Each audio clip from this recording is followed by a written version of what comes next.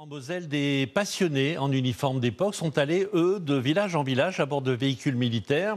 Ils voulaient retracer la route empruntée par les Américains venus libérer la France. Et l'émotion était au rendez-vous, vous allez le voir. À leur côté, Samuel Gardon et Christophe Annès.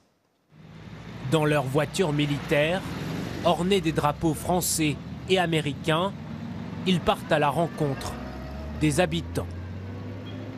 C'est magnifique. C'est magnifique. Et c'est bien de faire ça, c'est bien de rappeler aux jeunes de ce que c'était la guerre de 45. Car c'est l'objectif de ces passionnés, porter les histoires qui ont marqué ces campagnes il y a plus de 80 ans. Ici, avec des Allemands, quand ils sont passés par Arnaville, ils sont montés sur Harry.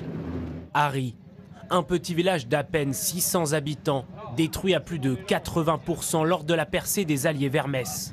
C'est le premier arrêt, fort en émotion. C'est le souvenir des anciens qui ont participé à tout ça, qui ont donné leur vie. On ne peut pas oublier. Beaucoup ici ont été marqués par des histoires familiales douloureuses. J'ai mon oncle qui a été déporté et qui est mort dans les camps. Alors vous savez, rien que ça déjà. Mais aussi héroïque. Mon grand-père, il était résistant pendant la guerre. Il faisait passer les Juifs dans le chariot là en bois en France pour les aider à s'échapper, quoi. Rendre hommage aussi de manière officielle. Un moment solennel qui permet aux familles du village de parler mémoire avec les plus petits. Sans la libération, sans tout ça, on ne serait pas là aujourd'hui. Donc c'est vrai que c'est un minimum de faire connaître aux enfants ce qui s'est passé et être redevable de tout ça en fait. L'image du coup du camion, on va dire « Ah, c'est quand ils nous ont sauvés ». Et c'est ça qui est intéressant.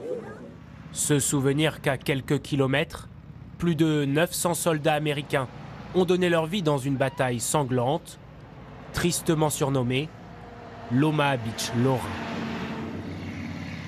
Pas très sympa quand même. Je vous parlais tout à l'heure des commémorations du 8 mai 45.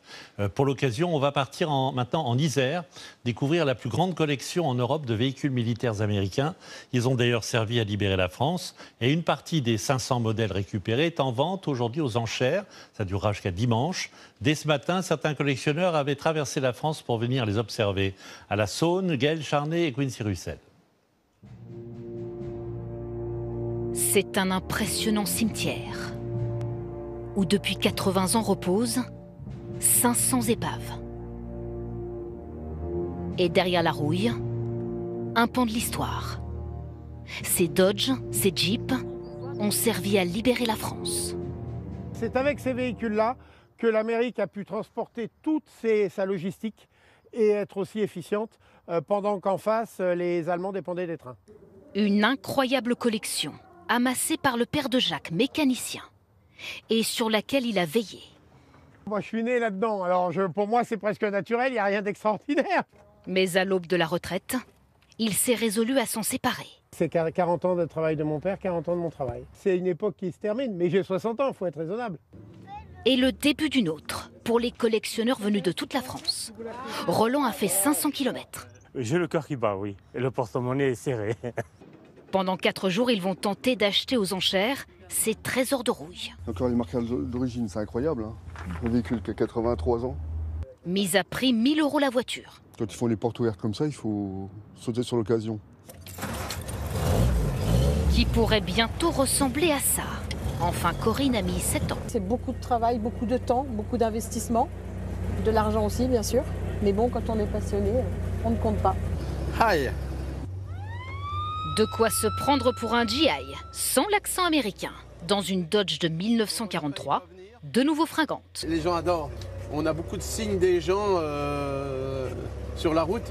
Donc un GI de passion, quoi, pour justement redonner le souvenir de ceux qui sont morts, quoi, pour nous.